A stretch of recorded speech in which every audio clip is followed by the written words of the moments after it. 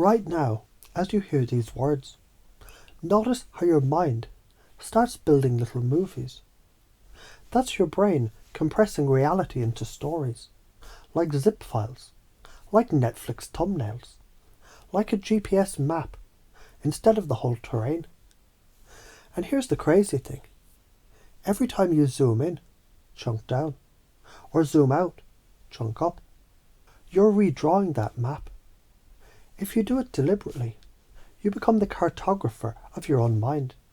If you don't, you're stuck driving roads someone else drew.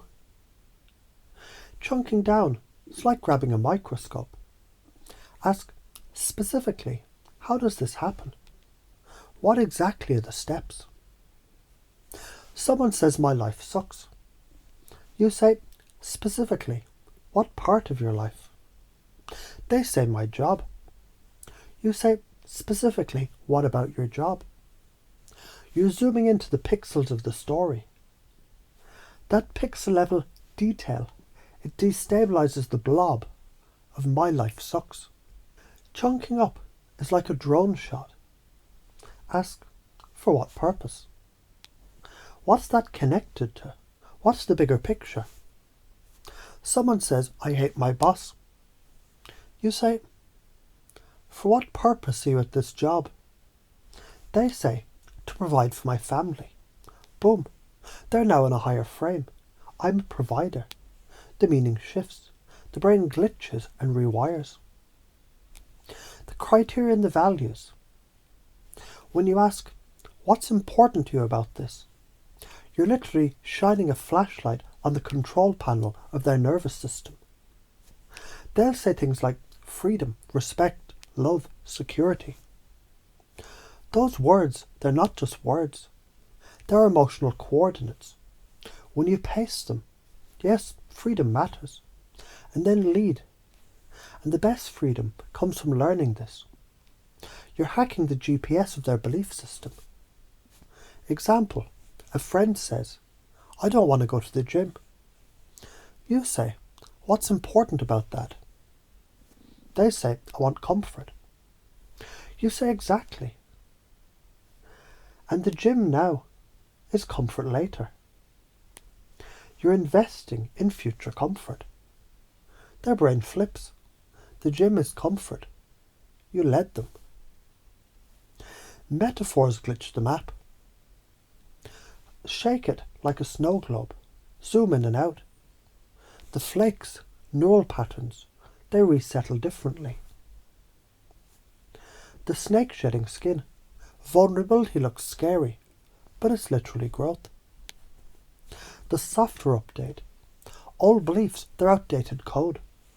Zooming in and out puts your brain into developer mode, so you can rewrite scripts. Origami. Your life looks like a crumpled paper, but it's just mid-fold. Keep folding. You'll see the swan. Each time you use a metaphor, you sneak past the conscious bouncer and you take the unconscious VIP lounge. That's Ericksonian Hypnosis 101. So why does this work? Destabilization. It's memory reconsolidation. Your brain stores beliefs as neural networks. When you disrupt the pattern, zooming, reframing, questioning, the memory becomes labile, like soft clay. Add a new meaning, and when it hardens again, it's changed. If you don't, the clay hardens into bricks. You build a prison with your own hands. Then you complain about the walls. If you do, you're not just breaking out of prison. You're learning to design the city. So why are you afraid of doing this?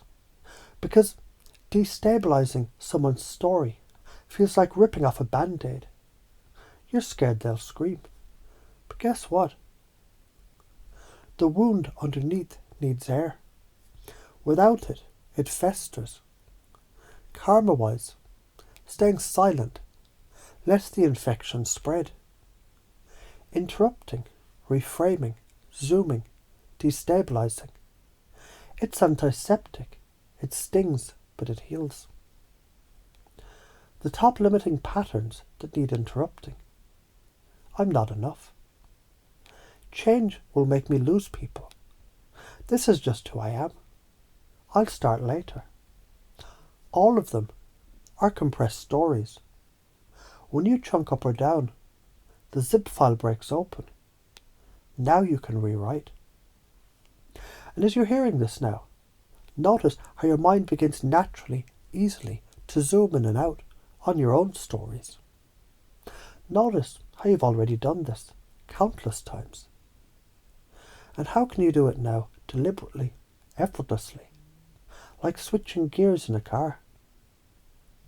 Every time you hear someone's story, you chunk up, chunk down, find values, pace and lead. And you'll feel a quiet confidence rising, like a lighthouse beam. Because you already know how to do this. You're just turning it on. And as you imagine your future self, using these skills naturally, watch how people respond, confused for a moment, the glitch. Then relieved, then grateful, because you just helped them reorganize their minds. And as you notice that your unconscious is already installing this as your new operating system. So you find yourself picking the right metaphor, zooming in or out at the right time, eliciting the right value without even thinking. This is who you are now, a compassionate saboteur of stale stories, a cartographer of minds, a fucking story hacker. If you don't, you stay locked in old loops. Your life feels like Groundhog Day. Your relationships stagnate. Your potential leaks out like water in a cracked bucket. If you do, you become magnetic. You upgrade yourself and others. People feel transformed after talking to you. Your own mind becomes agile like a panther. Opportunities multiply because your filters have changed. This is literally karma, cause and effect. You plant seeds of new stories in yourself and others, and watch forests grow where deserts once were. The brain uses stories to compress reality. When you make people zoom in and out, they're mental map glitches. Neurologically, you destabilize old neural networks so they can reorganize. This isn't just theory. This is your new identity. Right now, your unconscious is installing it, chunking up, chunking down, eliciting values, pacing and leading, reframing, destabilizing, upgrading, until it's as automatic as breathing. So from now on, you don't just tell stories, you rewrite them.